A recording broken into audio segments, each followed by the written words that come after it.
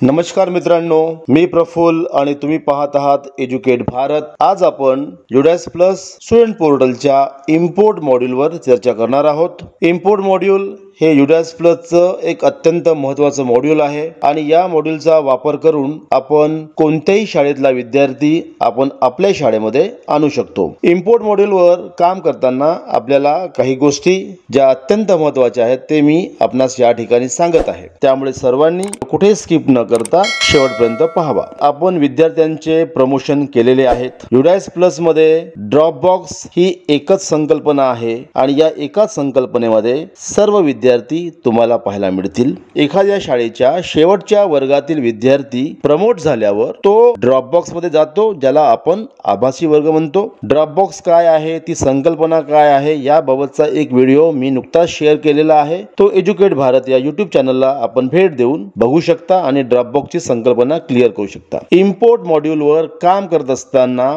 पहिली कंडिशन ही आहे की जोपर्यंत विद्यार्थ्यांचे प्रमोशन होणार नाही, शाळा फायनलाइज होणार नाही, विद्यार्थी ड्रॉप बॉक्स मध्ये जाणार नाही, तोपर्यंत आपण इम्पोर्ट मॉड्यूलवर काम करू शकणार नाही। एखाद्या शाळेमधून जर आपल्याला विद्यार्थी इम्पोर्ट करायचा असेल तर तो विद्यार्थी ड्रॉप बॉक्स मध्ये उपलब्ध असला पाहिजे। जर ड्रॉप बॉक्स मध्ये विद्यार्थी उपलब्ध नसेल तर विद्यार्थी तुम्ही इम्पोर्ट करू शकणार नाही। हे मी तुम्हाला एक्झाम्पलच्या माध्यमातून सुद्धा सांगणार आहे। त्यानंतर इम्पोर्ट मॉड्यूल मध्ये आणखीन एक कॉन्सेप्ट असा आहे की इथे ज्या शाळेमध्ये तो विद्यार्थी येणार आहे त्या शाळेला दुसऱ्या शाळेच्या मुख्याध्यापक यांना कोणतीही रिक्वेस्ट करण्याची गरज पडणार नाही। ए शाळेचा मुख्याध्यापक बी शाळेच्या ड्रॉप बॉक्स मध्ये जाईल, तिथे तो विद्यार्थी आयडेंटिफाय करेल आणि नंतर त्या विद्यार्थ्याला इम्पोर्ट करेल। इथे रिक्वेस्ट ही बाब नाही, सरळ सरळ तो विद्यार्थी आपल्या शाळेमध्ये घेऊन येणे, ज्याला आपण फोर्स इम्पोर्ट म्हणतो।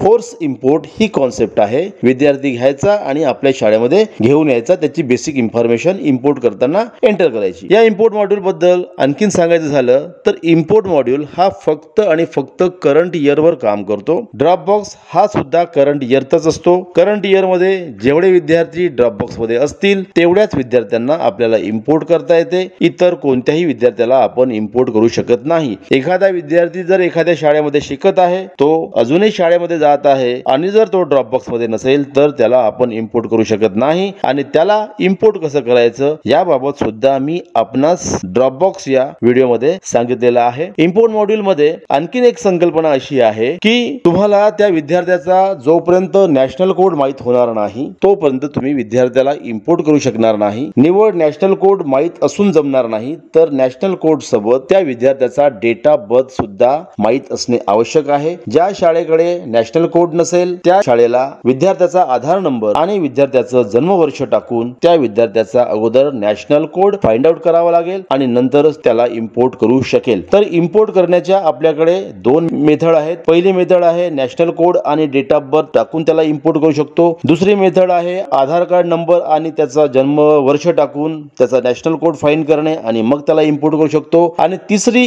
जी मेथड आहे इम्पोर्ट करण्याची, एखाद्या शाळेच्या ड्रॉप बॉक्स मध्ये जाणे, तिथे जाऊन विद्यार्थ्याचा नॅशनल कोड फाइंड आउट करणे, तो नॅशनल कोड घेऊन येऊन आपण आपल्या इम्पोर्ट मॉड्यूल मध्ये ते टाकणे, डेट ऑफ बर्थ एंटर करणे आणि त्याला इम्पोर्ट करणे। तर चला आपण ड्रॉप बॉक्स बघूया। मी ड्रॉप बॉक्सच्या गोवर क्लिक करतो आहे। मी एक डिस्ट्रिक्ट सिलेक्ट करेन, त्या शाळेचा ब्लॉक सिलेक्ट करेन आणि ती शाळा जी कोणती असेल त्या शाळेचा युडास कोड मी इथे एंटर करेन। युडास कोड एंटर केल्यानंतर सर्च वर क्लिक केल्यानंतर आपल्या समोर त्या शाळेमध्ये ड्रॉप बॉक्स मध्ये असलेल्या संपूर्ण विद्यार्थ्यांची नावं पाहायला मिळतील। यामध्ये ज्या विद्यार्थ्याला आता आपल्याला इम्पोर्ट करायचा आहे तो विद्यार्थी मी शोधतो आहे। विद्यार्थी शोधल्यानंतर त्या विद्यार्थ्याचा नॅशनल कोड तुम्हाला कॉपी करायचा आहे। प्रोग्रेशन ऍक्टिव्हिटी वर क्लिक करायचं आहे। इम्पोर्ट मधील गो या टॅब वर क्लिक करायचं आहे। इथे तुम्ही नॅशनल कोड एंटर करायचा आहे आणि त्या विद्यार्थ्याचा जो डेट ऑफ बर्थ आहे तो डेट ऑफ बर्थ आपल्याला एंटर करायचा आहे। गो वर क्लिक केल्यानंतर बघा तुम्हाला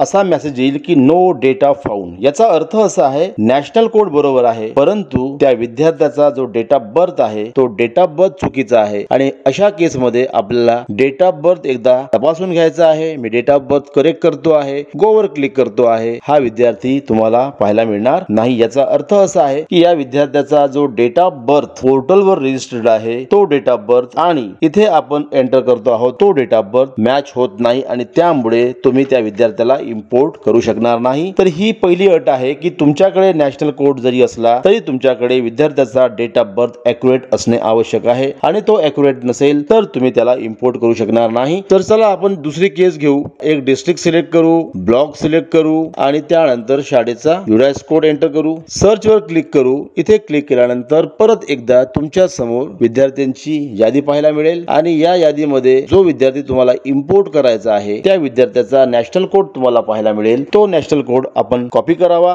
कॉपी करून प्रोग्रेशन ऍक्टिव्हिटी वर जावं. इम्पोर्ट मॉड्यूल मध्ये गो वर क्लिक करावं. इथे तुम्हाला नॅशनल कोड एंटर करायचा आहे. त्या विद्यार्थ्याचा accurate date of birth enter करायचा आहे आणि गो वर क्लिक करायचं आहे. गो वर क्लिक केल्यानंतर तुमच्या समोर त्या विद्यार्थ्याची संपूर्ण माहिती पाहायला मिळेल. ज्या ठिकाणी तुम्हाला स्टुडंट स्टेटस मध्ये प्रोग्रेशन डन बाय स्कूल म्हणजे ग्रीन मध्ये दिलेला आहे. याचा अर्थ आहे की हा विद्यार्थी इम्पोर्ट करण्यासाठी अवेलेबल आहे. राईट साइडला जर तुम्ही बघितलं स्कूलिंग डिटेल्स तर हा विद्यार्थी अजूनही कोणत्याही शाळेला किंवा कोणत्याही युडायस कोडला टॅग झालेला नाही आहे आणि त्यामुळे तो विद्यार्थी आपण इम्पोर्ट करू शकतो. आता इथे आपण या विद्यार्थ्याला इम्पोर्ट करण्यासाठी तुम्हाला खाली जावं लागेल. इथे बघा प्रोग्रेशन स्टेटस 22-23 मध्ये तो मागच्या सत्रामध्ये प्रमोट झालेला आहे. तो क्लास 9 साठी इलिजिबल आहे. त्याला 85% मिळालेले आहे. तो 204 दिवस शाळेमध्ये आलेला आहे आणि नंतर तुम्ही इथे बघा इम्पोर्ट टू 23-24 या ठिकाणी तो ज्या वर्गामध्ये ऍडमिट होणार आहे तो वर्ग इथे आपण सिलेक्ट करणार. तो सेक्शन आपण इथे सिलेक्ट करणार आणि ज्या दिवशी त्यांनी शाळेमध्ये प्रवेश घेतला ती डेट आपण या ठिकाणी एंटर करणार आहोत आणि इम्पोर्ट वर क्लिक केल्यानंतर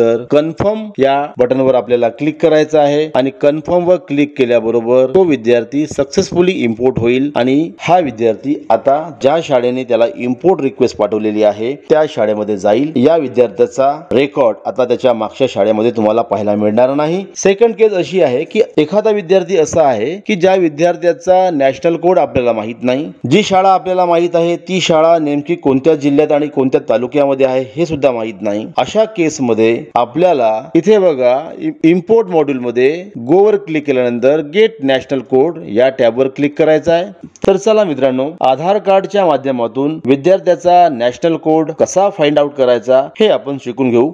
इथे आधार नंबर टाकलेला आहे. इथे बर्थ इयर आपल्याला एंटर करायचा आहे. सर्च वर क्लिक करायचं आहे. सर्च वर क्लिक केल्यानंतर या विद्यार्थ्याचा जो काही युनिक नॅशनल कोड असेल तो आपल्याला कॉपी करायचा आहे. कॉपी करून स्टुडंट नॅशनल कोड मध्ये एंटर करायचा आहे आणि नंतर डेट ऑफ बर्थ ॲक्युरेट आपल्याला एंटर करायची आहे. कारण डेट ऑफ बर्थ जर चुकली तर तुम्ही त्या विद्यार्थ्याला इम्पोर्ट करू शकणार नाही. मी इथे गो वर क्लिक करतो आहे. या विद्यार्थ्याची पुन्हा एकदा संपूर्ण माहिती आपल्याला पाहायला मिळेल. हा मुलगा ड्रॉपबॉक्स मध्ये आहे. इम्पोर्ट करण्यासाठी इलिजिबल आहे. त्याची संपूर्ण माहिती तुम्हाला इथे पाहायला मिळेल. ग्रीन कलर जर दिसत असेल तर समजून घ्यायचं की हा विद्यार्थी इम्पोर्ट करण्यासाठी इलिजिबल आहे. ग्रीन कलरचाच अर्थ असा आहे की हा विद्यार्थी ड्रॉपबॉक्स मध्ये आहे आणि हा इम्पोर्ट करण्यासाठी इलिजिबल आहे. तर या विद्यार्थ्याची संपूर्ण माहिती दिलेली आहे. तो विद्यार्थी अजून कोणत्याही शाळेला अटॅच झालेला नाही, टॅग झालेला नाही. इथे अनटॅग लिहिलेलंच आहे. त्याच्यानंतर आपण त्याला ज्या वर्गामध्ये इम्पोर्ट करणार आहोत तो वर्ग इथे सिलेक्ट करा. ज्या दिवशी त्याने शाळेमध्ये प्रवेश घेतला ती डेट एंटर करा आणि त्यानंतर इम्पोर्ट बटनवर क्लिक करा. इथे कन्फर्मेशन आपल्याला द्यायचं आहे की त्याला खरोखरच इम्पोर्ट करायचं आहे का, ऍडमिट करायचं आहे का. कन्फर्म वर क्लिक करा आणि हा विद्यार्थी तुमचा सक्सेसफुली इम्पोर्ट होईल. तर मित्रांनो, आता आपण जे दोन एक्झाम्पल घेतलेले आहेत हे दोन्ही एक्झाम्पल अशा विद्यार्थ्यांसाठी आहे की जे विद्यार्थी ड्रॉपबॉक्स मध्ये आहेत. ड्रॉपबॉक्स मध्ये असलेल्या विद्यार्थ्यांनाच आपण इम्पोर्ट या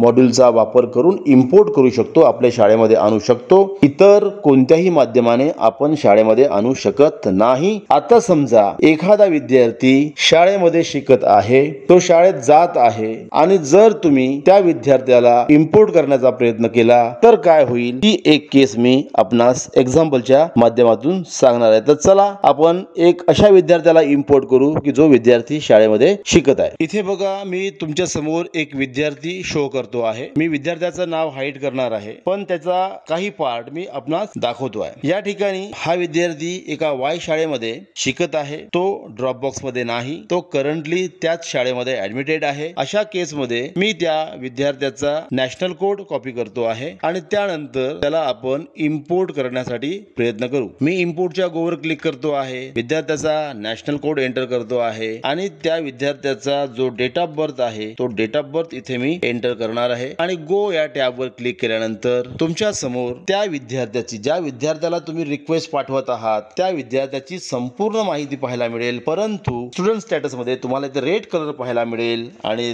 त्यात खाली जर बघितलं तर तुम्हाला पाहता येईल की import is not allowed, please contact to block district MIS coordinator. हा विद्यार्थी करंट इयर मध्ये असल्यामुळे शिकत असलेल्या विद्यार्थ्याला तुम्ही इम्पोर्ट करू शकत नाही। ही इम्पोर्ट फॅसिलिटी मध्ये असलेली एक त्रुटी आहे असं आपण म्हणू शकणार नाही, परंतु अशी प्रोव्हिजन या पोर्टल मध्ये केलेली आहे की जो विद्यार्थी ड्रॉपबॉक्स मध्ये असेल अशाच विद्यार्थ्याला आपण इम्पोर्ट करू शकतो। इथे आपण फोर्सफुली त्या विद्यार्थ्याला आपल्या शाळेमध्ये घेऊन येत आहोत आणि त्यामुळे इम्पोर्ट फॅसिलिटीचा मिसयूज होऊ नये म्हणून फक्त आणि फक्त ड्रॉपबॉक्स मधील विद्यार्थ्यांनाच आपण इम्पोर्ट करू शकतो। समजा हा विद्यार्थी आहे ज्या विद्यार्थ्याला आपल्याला इम्पोर्ट करायचा आहे, कारण तो विद्यार्थी जरी त्या शाळेमध्ये शिकत असला परंतु तो विद्यार्थी आपल्या शाळेमध्ये त्यांनी प्रवेश घेतलेला आहे, पण त्या शाळेच्या मुख्याध्यापक यांनी या विद्यार्थ्याला जर ड्रॉपबॉक्स मध्ये पाठवलं नाही तर तो विद्यार्थी आपल्या शाळेमध्ये कधीच येऊ शकणार नाही आणि अशा केस मध्ये आपल्याला ट्रान्सफर सर्टिफिकेट मॉड्यूल या मॉड्यूलचा वापर करून संबंधित शाळेला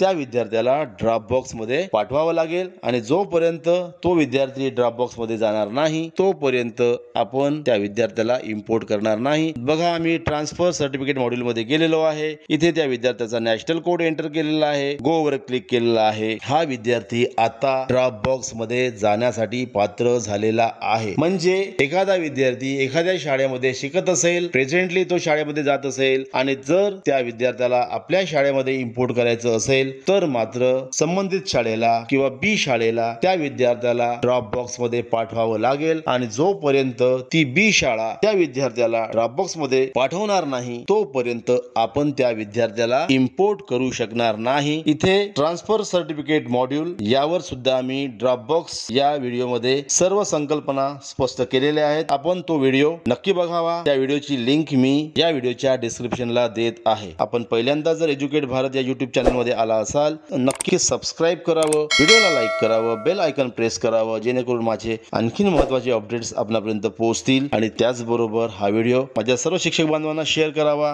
थँक्यू सो मच।